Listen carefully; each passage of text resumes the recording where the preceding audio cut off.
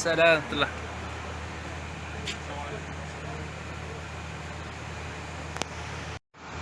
बिस्मिल्लाहिर्रहमानिर्रहीम। ये अभी हम मक्का बस से आखिरी स्टेशन पर मौजूद हैं और ये है जामिया उम्मुल कुरा का स्टेशन। ये आप रात का वक्त है, ये उम्मुल कुरा यूनिवर्सिटी का हॉस्टल आपको नज़र आ रहा है। इस तरह ये बाकी शोबाजात हैं। अभी बस चलने का टाइम है तो हम निकलते हैं और बाकी आपको विज़िट करवाते हैं।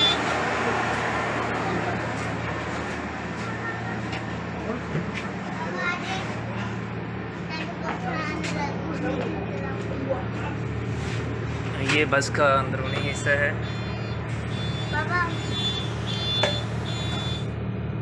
और ये ऊपर शेड्यूल इसका टाइमिंग के हवाले से।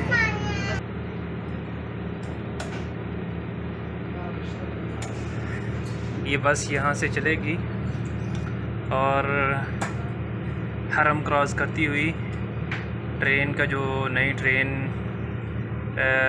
मदीना के लिए जो मदीना और जद्दा के लिए जो स्टेशन बना है हरमैन ट्रेन सर्विस, ये उसके स्टेशन तक जाएगी।